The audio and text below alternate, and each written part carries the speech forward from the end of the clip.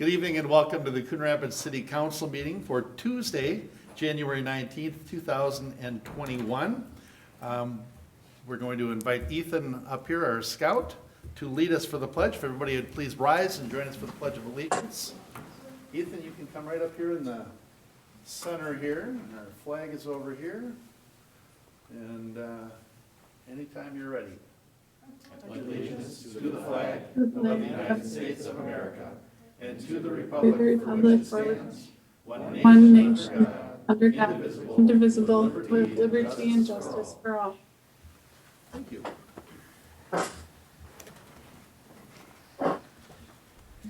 Please call the roll. Councilmember Kraskowiak. Here. Councilmember Ray Rauer. Here. Councilmember Demmer. Here. Councilmember Geisler. Here. Councilmember Johnson. Here. Councilmember Carlson. Here. Mayor Cook. Here. Thank you. Next item on our agenda is to adopt this evening's agenda. So moved. Second. Motion by Demmer, second by Johnson. Any discussion or corrections? Hearing none, all in favor signify by saying aye. Aye. Aye. Opposed? And the agenda is adopted.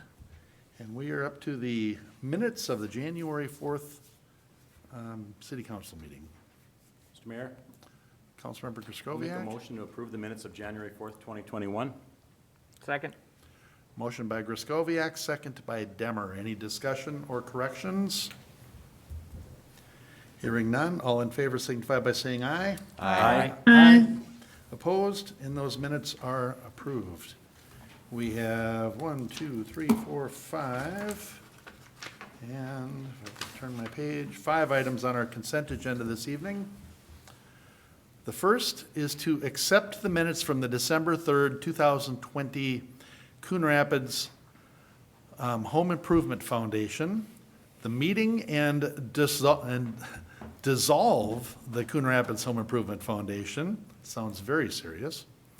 The bylaws of the Coon Rapids Mortgage Assistance Foundation require that minutes of the Board of Director meetings be forwarded to the City Council. Attached are the minutes from the December 3rd, 2020 Coon Rapids Mortgage Assistance Foundation Board meeting. And I will read these because this is a pretty big deal.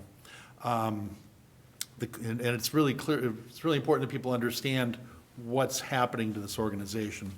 The Coon Rapids Mortgage Assistance Foundation meets each year in December for their annual meeting. We've got the minutes here attached from their board meeting. The board discussed whether there were any options to continue the foundation in a standalone capacity given the new implications of the Governmental Accounting Standards Board Statement Number 84, but it was determined the foundation cannot continue as is.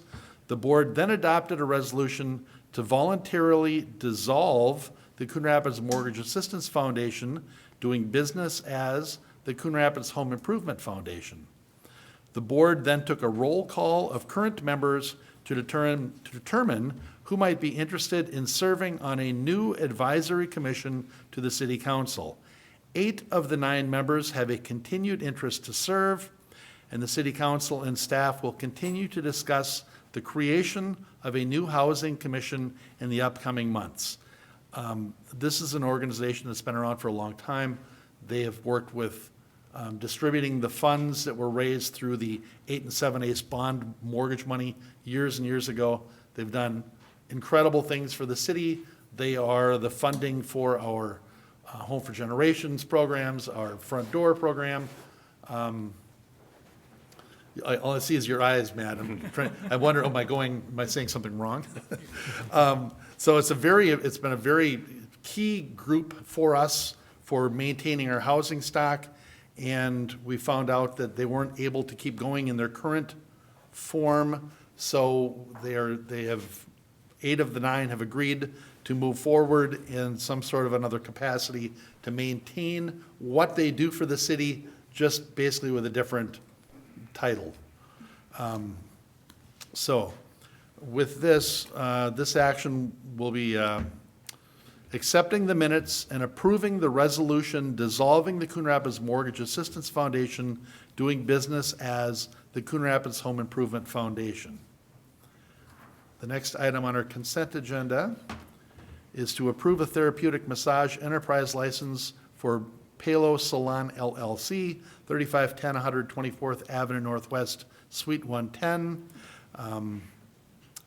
Angela Decker has indicated that she has purchased the business of Pelo Salon Spa. The background investigation and license fee for a therapeutic massage enterprise license has been paid. Proof of the required liability insurance has also been provided. Approval is contingent upon the police department background investigation findings. So we're looking to approve the issuance of a therapeutic massage enterprise license to Pelo Salon LLC, doing business as Pelo Salon Spa, located at 3510 124th Avenue Northwest, Suite 110, pending a successful background investigation. The next item on our consent agenda, which is item 4 on this evening's agenda, is to adopt Resolution 21-27, accepting a donation for a park bench. Harry and Penny Heil have donated $700 to purchase a park bench as a memorial to their son, Michael J. Heil. The bench will be located in Crooked Lake Park. So we're looking to adopt Resolution 21-27 to accept a $700 donation from Harry and Penny Heil.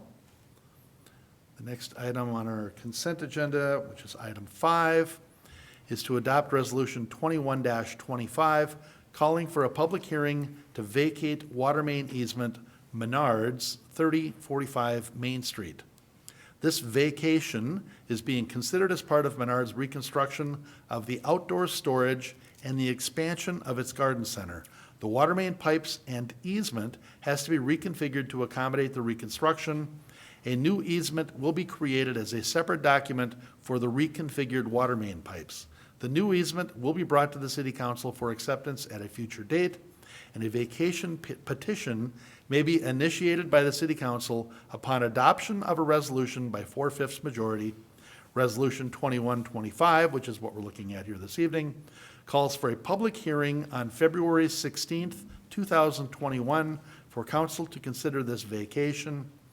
So we're looking to adopt Resolution 21-25, which calls for a public hearing on February 16th, 2021, for vacation on a water main easement for 3045 Main Street.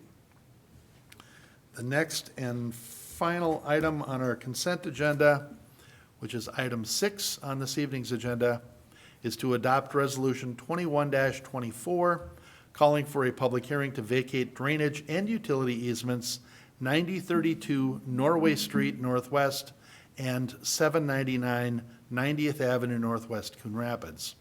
This vacation is being considered as part of a subdivision exception in order to complete a lot line adjustment.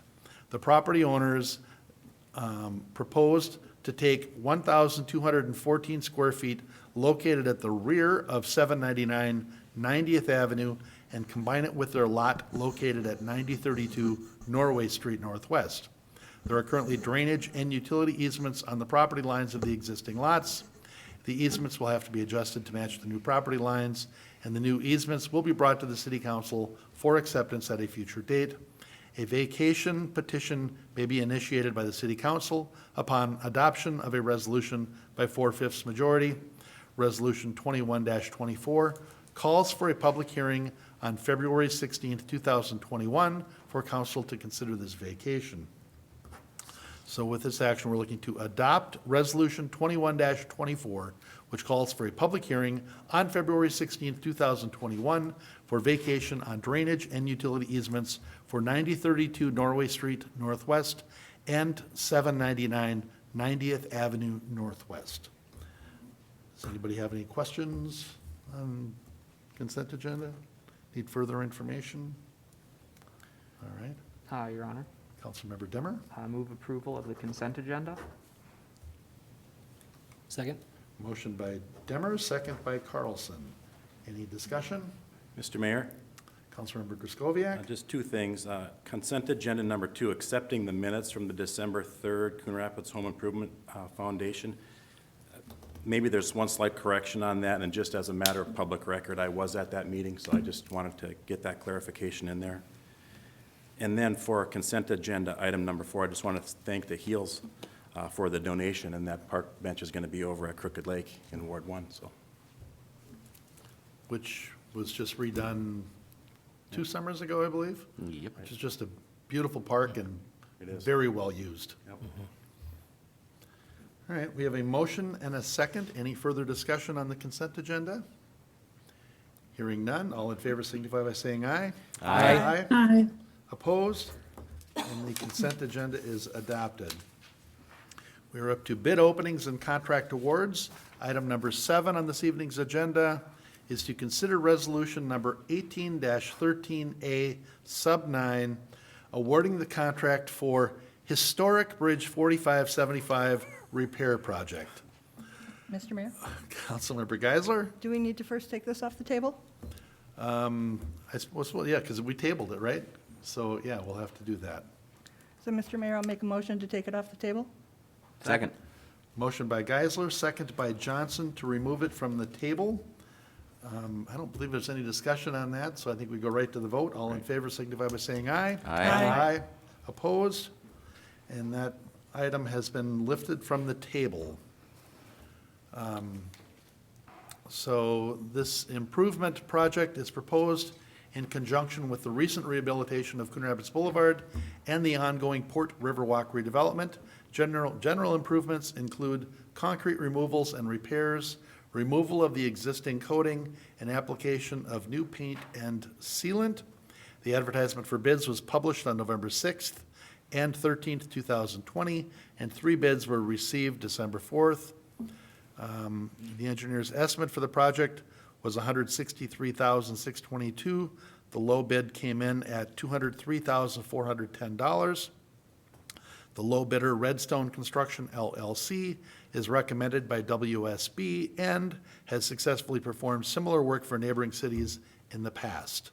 Pending award of contract, construction will be scheduled to take place, beginning the spring of 2021. Does anybody need any information on this? Oh, Mr. Himmer's here this evening. I didn't see you back there. I would have let you run through that. Anything you want to add to that, Mr. Himmer? No, Mr. Mayor, thank you. I'm happy to answer any questions. All right. Hi, Your Honor. Councilmember Demmer? Just for people at home, we had this one, we had some questions, we did a work session on it. The gist of the work session was that there's a lot of ideas out there for what to do with this area, but none of them are going to be something we do quick enough, and this sort of pretties up the bridge and doesn't have chunks of concrete falling off it, so while some of those other things are still on the table for the longer-term plan, we decided, let's bring this back and vote on this bid as is. It does not mean we're not thinking of future things, but it was a good discussion about which future things might be possible. So I guess I will move Resolution 18-13A sub 9, awarding the contract to Redstone Construction LLC in the amount of $203,410 for the historic Bridge 4575 repair project. Second. Motion by Demmer, second by Carlson. Discussion? Your Honor? Councilmember I would just like Griscoviac? to thank the council and even the staff here for getting this table and having the discussion that we had at the work session. I know it's not ideal, but it will get this bridge fixed up. I did go out there, I looked at the bridge. There's a lot of work that's going to be done for this money, and in looking at it, I'm very satisfied with the amount of work that we're going to get done, and this thing will be in perfect shape. The trail will be linked back up, so again, just thanks, council, for taking another look at that. Yep. Thank you. No, thanks for pumping the brakes and getting us all to pay a little more attention to it. So, all right, any other discussion? Hearing none, all in favor signify by saying aye. Aye. Aye. Opposed? And that motion carries. Mr. Himmer, you can get that historic bridge back into shape again. Thank you. All right, and we are on to item 8. Consider awarding a contract for new golf cart fleet and Resolution 21-28, amending the 2021 Golf Fund budget for new golf cart fleet. And Mr. Anderson is here this evening, and he's up at the mic, queued up, and I went, and I thought, I've never heard of versatile vehicles, what kind of a schmuck outfit is this? And then I go, oh, this is the easy go, never mind. Mr. Anderson?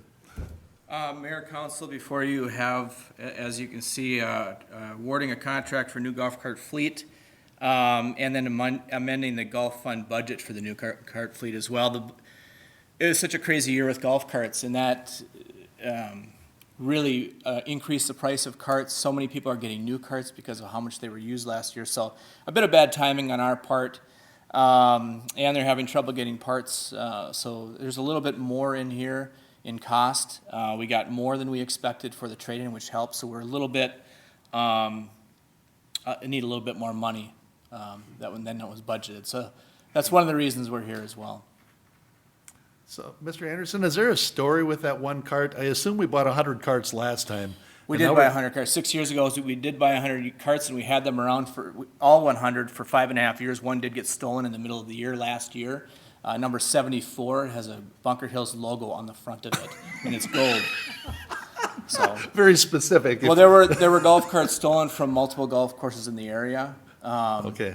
Unsolved as of yet. So Glad you didn't say it was on the 4th of July at the parade that it got stolen, because it did I'd not. be checking my garage. It did not. Except we didn't have a parade last I year. know. All right. Anybody have any questions for Mr. Anderson?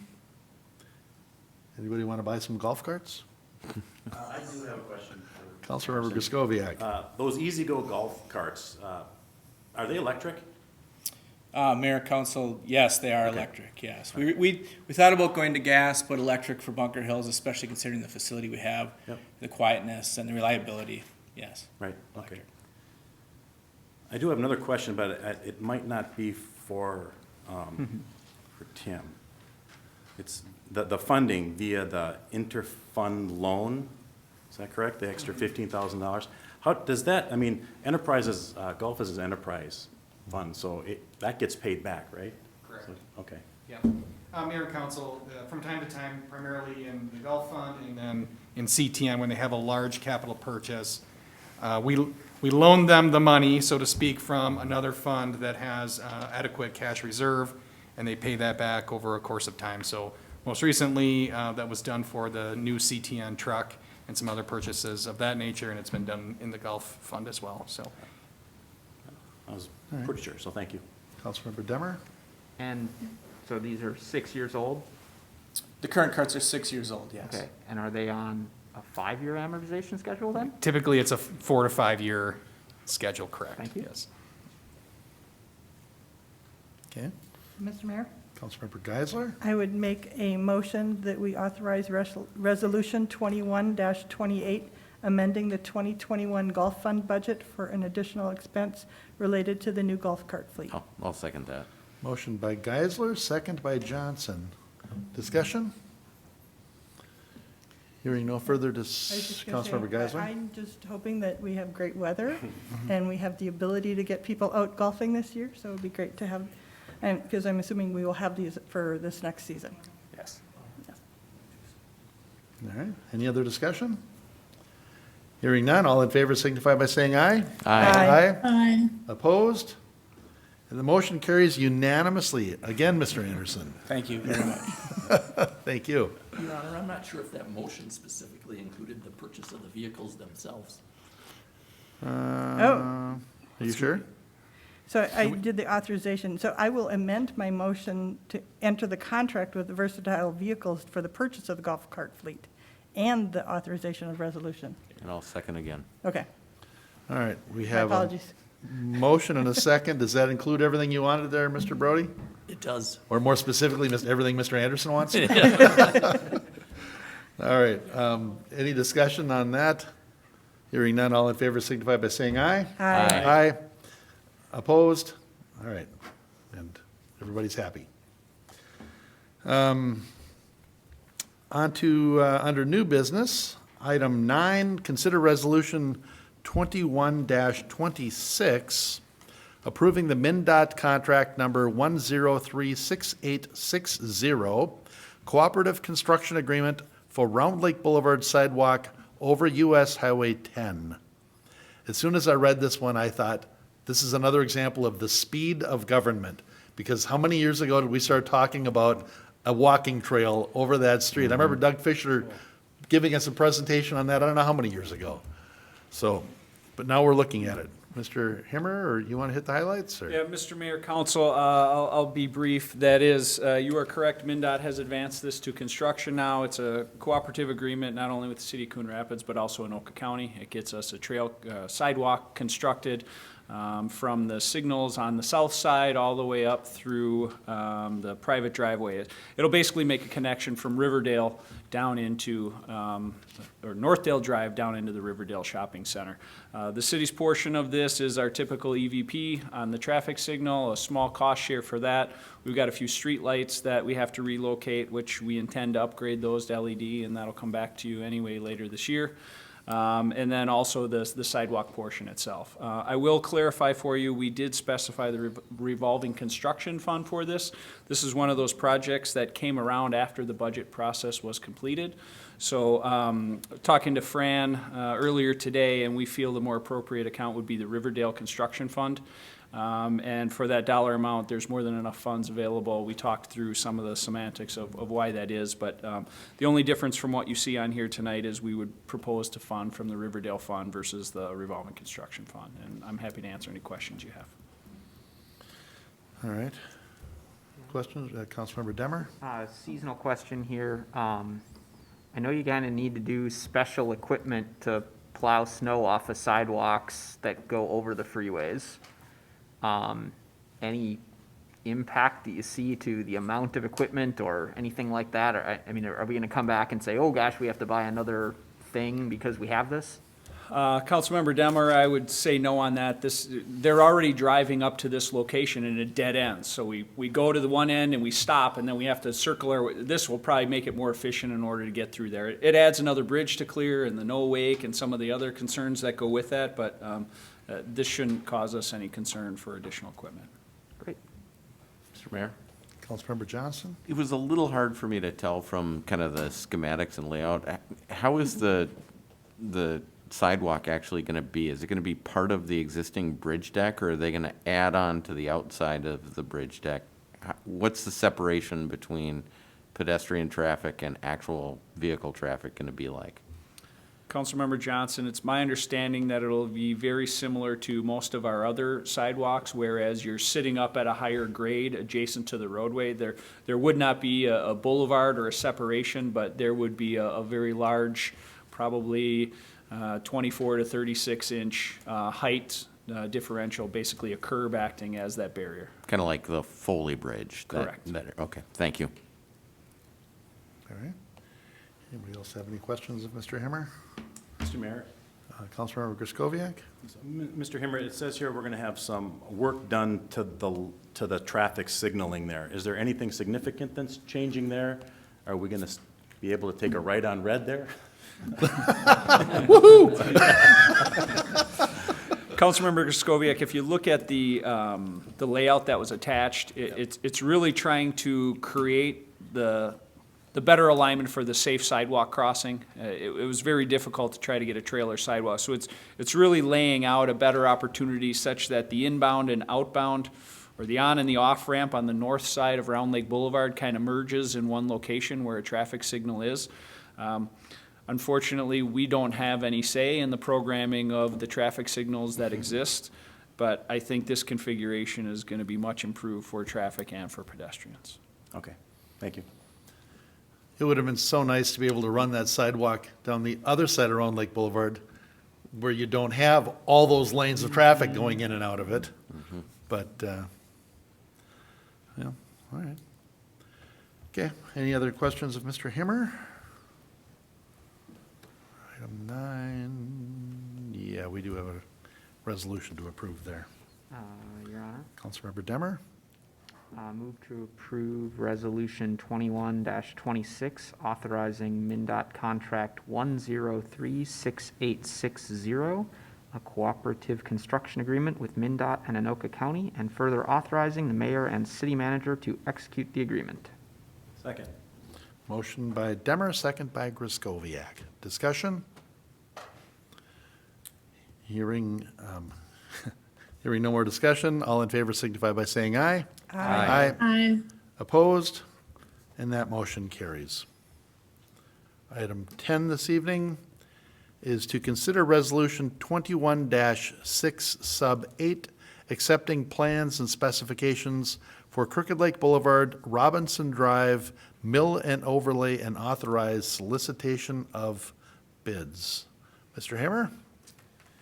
Mr. Mayor and Council, this is a maintenance item. We've talked about a few of these emergency mill and overlays in the past. This one was a little bit higher cost and thus the need for public bidding. I think we also get a better price as well. So we're opening it up early. It's basically from the south side of City Hall here, 111th down to Egret. We get to utilize some of our MSA maintenance funds and some of the money from our street reconstruction fund. There are a handful of homes that would have been proposed to be assessed because they're all on the side streets and other things. So consistent with some of our past conversations on this, it's an MSA roadway. We have the ability to use MSA maintenance funds. It's a collector road, higher volume, higher speed. It probably would take us more time and effort to actually go through the assessment route than not. I'm happy to answer any questions on this, but this will be one that comes back to you to award after a public bid and not our typical early spring construction with some of the bidders. But I think we're still going to get the same type of pricing. So it's that segment on Robinson Drive you mentioned, and it's also a very small segment on Crooked Lake Boulevard going south from Coon Rapids Boulevard, right by the Arby's there, kind of basically where the divided road is, just beyond the frontage road, it looks like. Correct, Maybe Mr. Mayor. River Thank you North. for reminding me. It's basically the entrance over to Walgreens and the Ice Center. We tried to sneak that in last year. It exceeded our budget prices, so we added it to this year's project. All right. Anybody have any questions for Mr. Hammer or Councilmember Demmer? Yeah, I think you answered most of them there. I did want to ask about the Crooked Lake one. It's just such a short little stretch. It kind of surprises me when we're going to put all that equipment in just to do a block of road. Is it purely because that's the size of the budget, or why didn't we do 3 more blocks? Councilmember Demmer, this was one that we wanted to get done last year even. I tried to piggyback on the county's job, but again, it was a budget issue last year, not necessarily a budget issue this year. But the location of where that split is and the roadway condition that's there, we don't believe we need to go much further than where we're at. So the key is that part is specifically bad compared to what's downstream of it. That is correct. Okay. The traffic count must fall off by at least half, if not beyond half. Okay. Thank you. All right. Well, Okay, Councilmember Demmer? move to adopt resolution 21-6 sub 8, accepting plans and specifications for Crooked Lake Boulevard and Robinson Drive Mill and Overlay, and authorize the solicitation of bids. Second.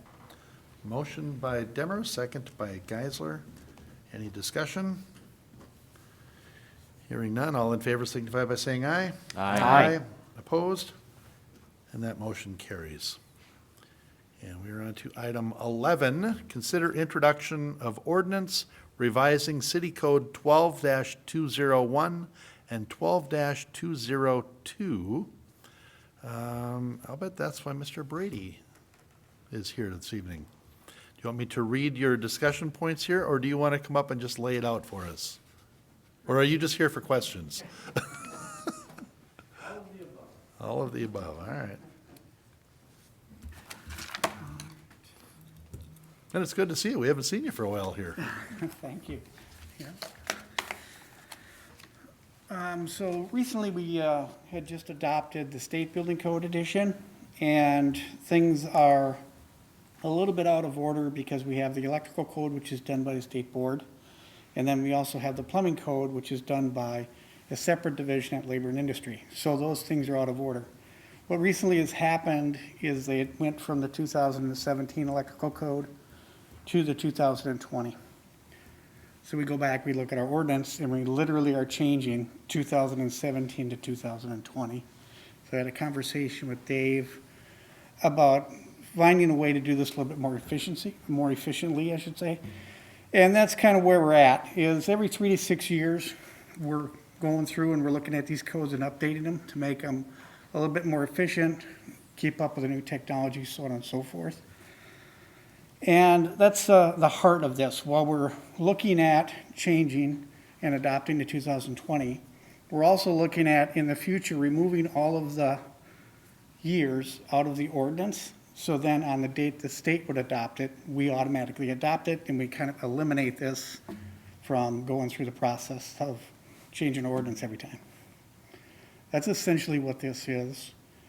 There are a few amendments and some changes to the electrical code, which were included in the memo, and I can take questions on that too, or I can take questions on the process we're going through here.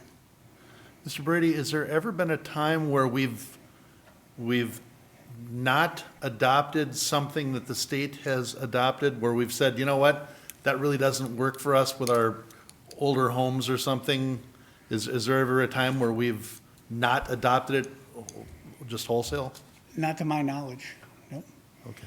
Nope. The state recently, I think is 6 years ago, they enacted a rule that said you can't unadopt the state building code. So now we kind of basically have to follow their lead. Okay. Yeah, but not to my knowledge, we've never got to the point where we did not adopt what the state had recommended and adopted. Okay. Councilmember Demmer?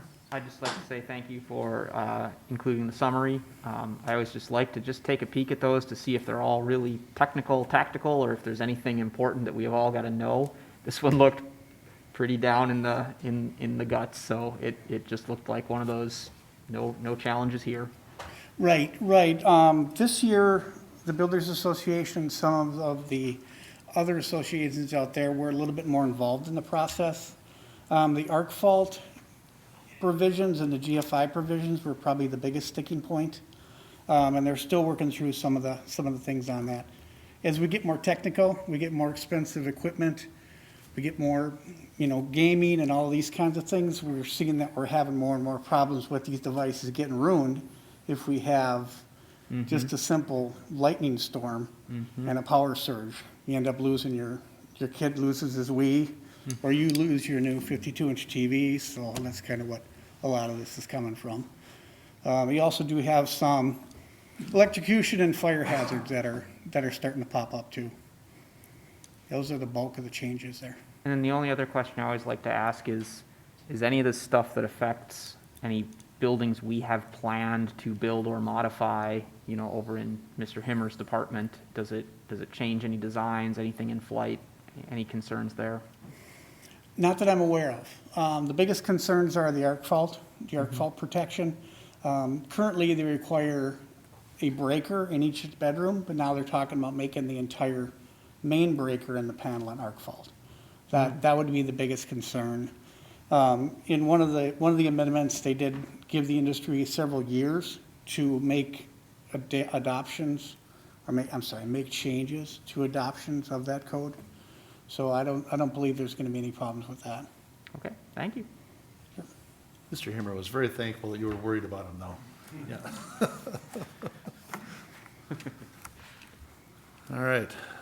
Mr. Mayor? Councilmember Griscoviac? I got a question for Mr. Brady. I think you actually already alluded to it. You probably already answered it, but, I understand it's always, this is easier, I think, in the long run, but, I always think the oversight and the discussion is good. But it sounds to me like the state has already kind of preempted our authority to not accept those codes. So at this point, I can't see any downside of just streamlining for this. Maybe I'm missing something, and if I am, please let me know. And then the other question I had for you specifically is, how many other communities are doing similar type action and just adopting this the way that you've proposed? I'm aware of about 2 or 3 that are doing it this way. Last question first. And I'm not aware of anything that would allow us to not adopt it. Over the years, the Construction Advisory Codes Council has gotten a lot more,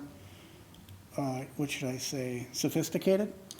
And they spend up to 1.5 to 2 years going through. And they get members from all the industries. They get engineers, architects, builders, building officials, attorneys, they all get together, and they go through these with a fine-tooth comb. And so I think because of that, that's how they moved into the realm of saying, you know, this is the code. You had an opportunity to talk about the code through this process. If you did not do that, it's kind of on you. And they did that to get more people involved. Right. The only thing that I could see that might be an issue, and maybe it's not even inside this realm, but if the Minnesota Building Code was to say, okay, Coon Rapids, all of your 50-year-old Ramblers now have to have sprinkler systems installed. And all of a sudden, we're just, by order of this resolution, we're going to accept that without any discussion or, you know, oversight. I can see that being an issue. Mr. Mayor. Councilmember Johnson?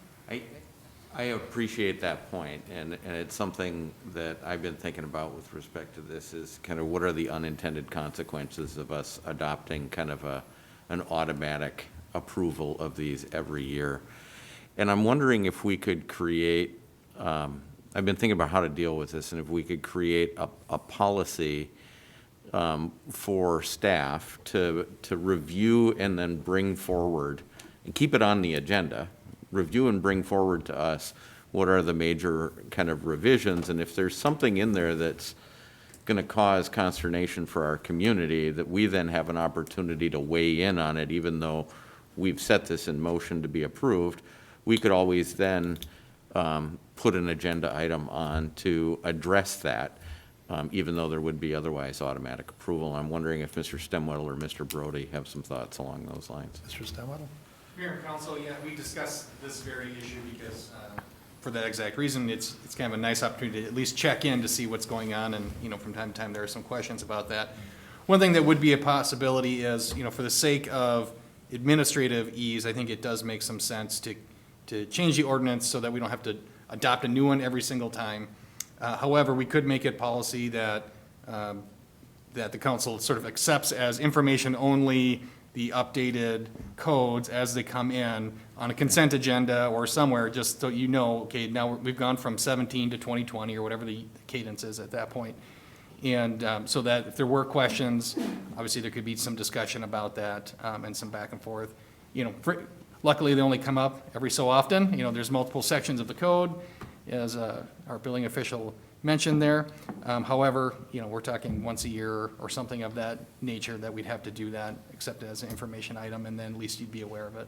I would like it if it could be the kind of thing, though, where we get it on as kind of an informational item on a consent agenda, and then, you know, the adoption date of it is the next meeting or something like that, so that if there were something that you all caught when you're creating the agenda item, like Councilmember Griskowiak brings up, that we might then have an opportunity to pump the brakes on it and then have a conversation about it at a workshop or something like that.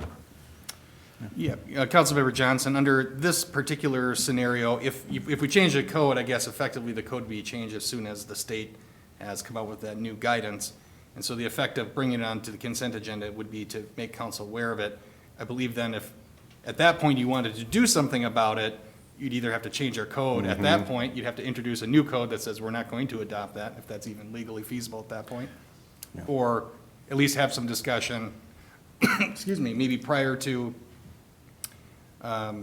maybe there's at some juncture prior to it being fully adopted, we could make council aware of what's being proposed as the changes, such that if there was something so significant that you wanted to lobby the state to not do that, that'd be actually be a better time to affect that change than after the fact, or even as we're doing it now, where it's really after the fact.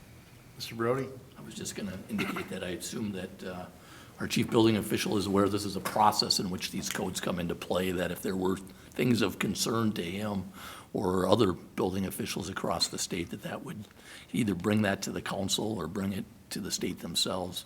I did look too at other cities, and I think we were the only ones that had it this way.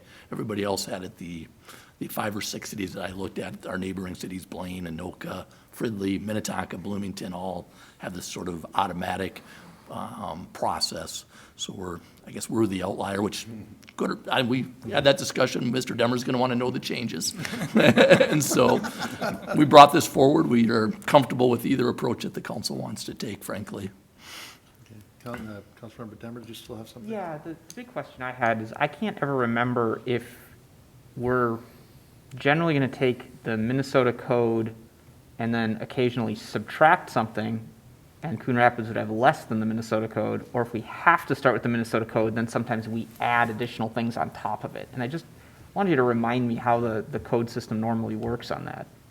Okay, so the minimum standard is what the state has, and so that's what we would have to enforce. And we cannot change our ordinance and make it more restrictive than the building code. Okay. That's kind of how that would work. That being said, if someone wants to build above the code, they can do that voluntarily. And then that would be reflected as part of the permit, and then we would inspect to that level. So it's voluntary if you want to build above. Okay. But So mandatory, no. So what you just said is we can neither subtract nor add to the code, but any individual can choose, R24, and you'd inspect that it was in fact R24, You right, bet. instead of 18 or whatever the code is on. But in the end, we have the Minnesota code, no more, no less, always, anyway. Correct.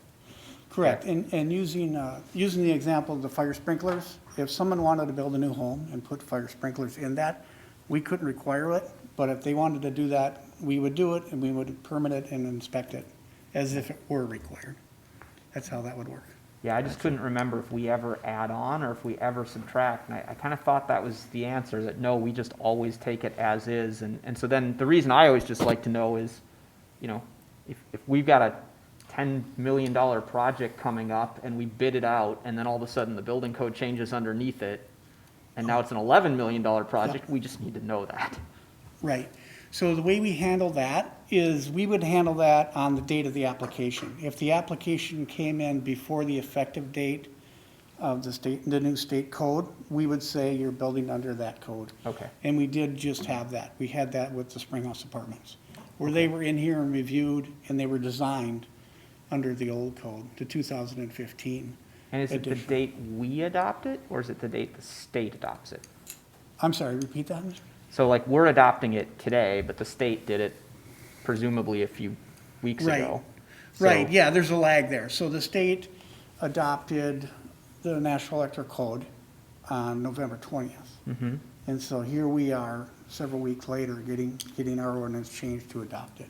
So I guess one of the consequences here would be that if we auto-adopt it, then we would have adopted it as of November. Yep, Let's That's say, what's being proposed. right, so let's say somebody had gone and submitted something last month. Would they be under the old one or the new one? Like, technically, they'd be under the old one because we had not adopted it. okay, So then legally, we could not enforce that. so that's one thing we lose, is the ability to sort of string it out a little bit and let people get in under the old code. Right. We make that line a little bit sharper. Okay, Right now, it's a little bit gray when we do it this way.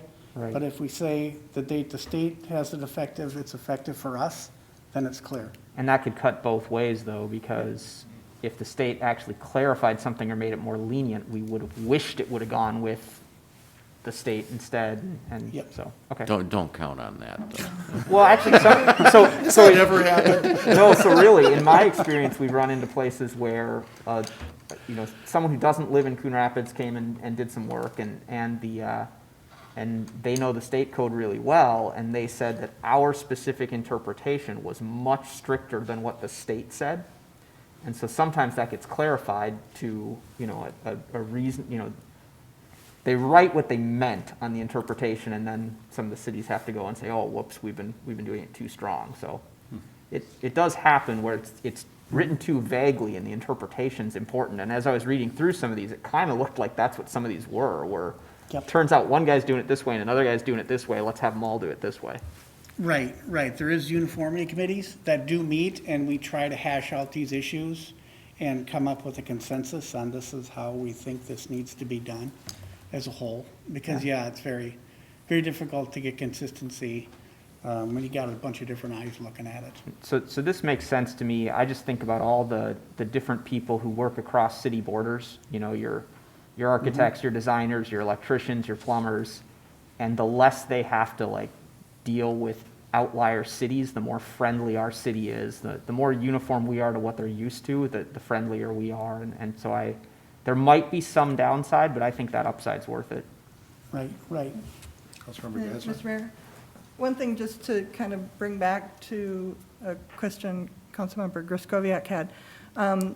My understanding is, so if I have a 1950s Rambler, this is how it was built, even though the building code changes, I'm not required to change my house up to the new code, unless I'm making significant modifications that would require the new code for what I'm changing. Is that correct? That's So correct. I just wanted to make sure that nobody was like, oh my gosh, the code's changing, now I'm going to have to change Right. things. If they're not changing anything in their homes, they don't have to change. That's right, and fairly common, we see a lot of kitchen remodels or small additions. And what the rule is if you remove the drywall, then you have to put a ground fault circuit in. If you don't do that, then you don't need to change anything. So the idea being you remove the impediment of getting that wire in the wall by taking that drywall off, so now you put that in. Got it. Yep, and that does come up quite a bit. Thank you. In terms of the consent agenda and the information and things of that nature, we do get notice of an intent to adopt rules from the state long before the process starts. So at that point, I most certainly can gather that data, and we can get that put together so you guys have a little bit of lead time and That would be some great. time to review that and look at that. That's not hard to do at all. So With- at with- that point, it's been through the entire review process. And then it's at the stage where it's being reviewed by an administrative law judge. And then from there, then they say, okay, this is our intent to adopt these in I'm- 5 weeks, 6 weeks. I'm perfectly comfortable supporting this so long as we just get some kind of information along the way and we can have a conversation about it if we need to. That's it. Yep. And the other thing is, this stuff doesn't change down there in a vacuum. The Builders Association is down there monitoring this, and I'm sure the contractors have their reps, and so. Yes, absolutely. A lot of lobbyists and stuff are working right now down at the Capitol. And we all work together, and sometimes we work against each other to try to come to that consensus, but that's the process, so. Yeah. Yeah, the Builders Association are definitely gotten a lot more involved. All right. Your Honor, just Councilmember Griskoviak? back to that first point I made, it does kind of sound like the state has kind of preempted us on that, and that's fine, we can fall in line with this. But I would like to see, if you see some things coming down that are going to affect the homes in Coon Rapids, maybe not for the existing homeowner, but as they turn over, because there's a lot of turnover in Coon Rapids and houses, then I would like to have you advise us on what you think of that and how it would affect. But other than that, if we really don't have any other choice but to go along with the building code, then we might as well go ahead and streamline the process. It makes sense to me. And Yep. there's a whole nother group of lobbyists down there, if they change anything that impacts the turnover of the homes. So, I was just going to say, and to dovetail on that, Yeah. while you're down there, obviously, Yep.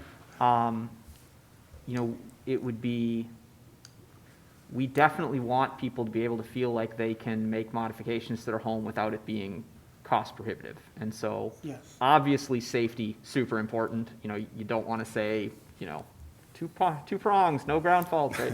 But as long as somebody down there is thinking about the homeowner who just wants to update one small thing, and now all of a sudden it's a huge amount of work. It sounds like they're striking that balance. Yes, So right. as you're down there, be thinking about the 1953 Ramblers. Yeah, oh yeah, absolutely. Absolutely, yeah, a lot of the changes in terms of arc fault, it's a matter of putting a different breaker in your breaker Yeah. box. I could probably use that, actually. Yeah, things like that. The next code that I'm seeing on the horizon will probably be the plumbing code. So at that point, when we get closer to that process, I can bring that forward in terms of the intent and when they're planning to adopt that code. And we can work through this and adjust that process and amend it as we need it to. Sounds good. Your Honor. Councilmember Johnson? With that, then, I will move introduction, or this is. Oh, this is just an introduction. It's an introduction? Okay. Yeah, sorry, Very that's on me. So if there's no other questions for Mr. Brady, Then we will consider the ordinance amending chapter 12-201 and 12-202 introduced. I'll make a motion in our next meeting. Second. The next meeting. All right. Thank you. And we are up to the open mic public comment portion of the meeting. Is anybody here to address council for open mic? All right. Open mic provides an opportunity for the public to address the city council on subjects that are not part of the regular meeting agenda. The public is invited to express any concerns they may have which are relevant to the affairs, policies, or practices of the city of Coon Rapids, and remarks will be limited to 3 minutes. Should you wish to participate in open mic, please approach the podium and state your name and address before addressing the council. Good evening, Wayne Schwartz, 865 104th Avenue in Coon Rapids.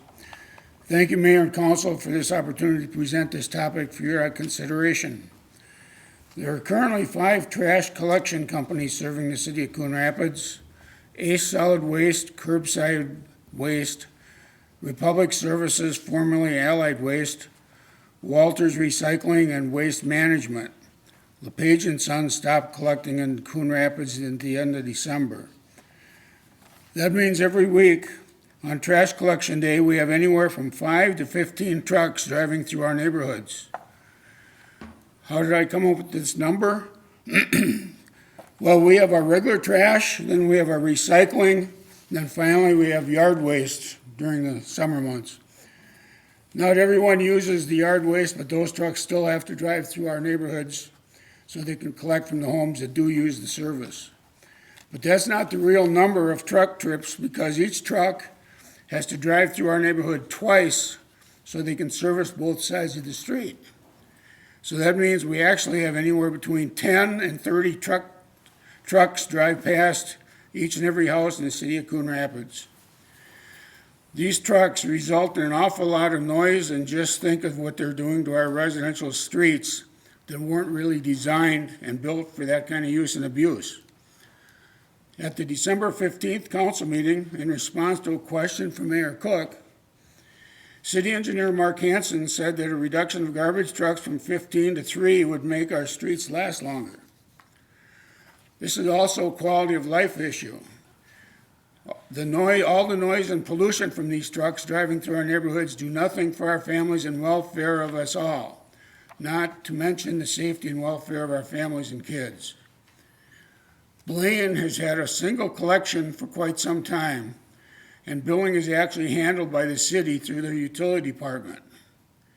I'm not suggesting that we go that route and have the city handle the billing, but rather to make everything equal for all companies that might want to collect here in Coon Rapids.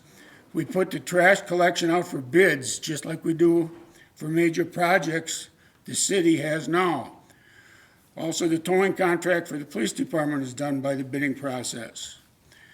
That way, all the companies that are interested could submit their bids, and the city chooses the lowest bid for the citizens of Coon Rapids. This could be done on any length of contract that the city would want, such as every 2 or 3 years or whatever. I believe Blaine has their contract bid on every 4 or 5 years.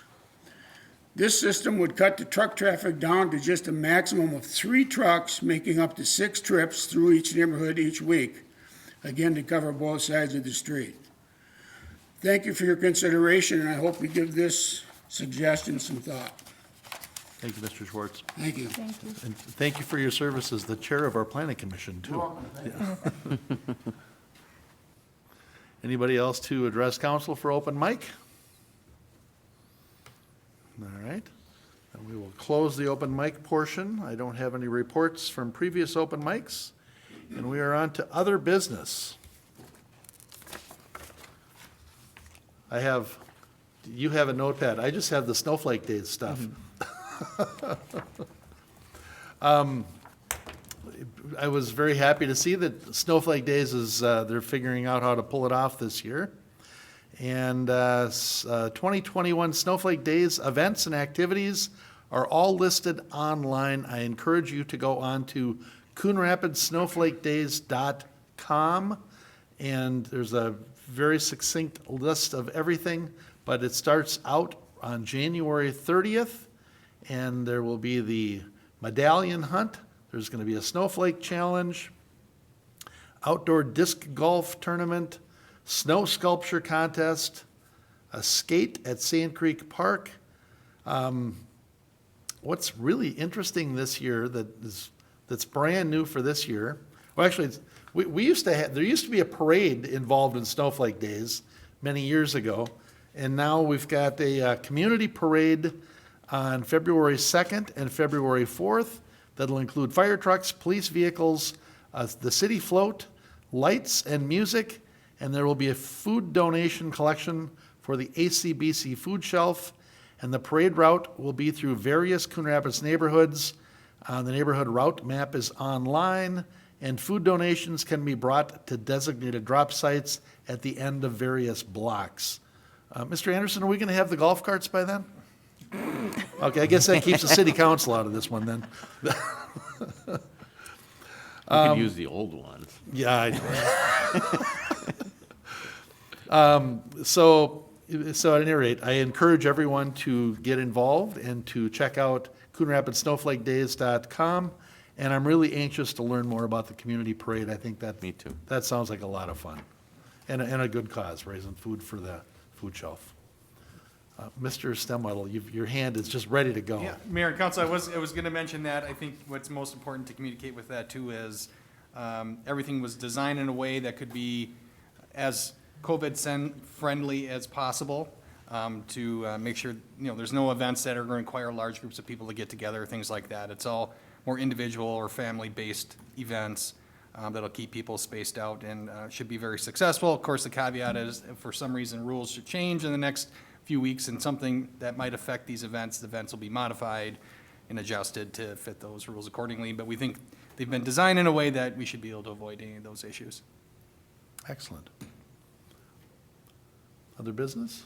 Councilmember Demmer? Just because Mr. Anderson is here, I know it's only your second favorite use of the golf course, but the ski trails are in really good shape for cross-country skiing, and I know that the high school's been practicing out there,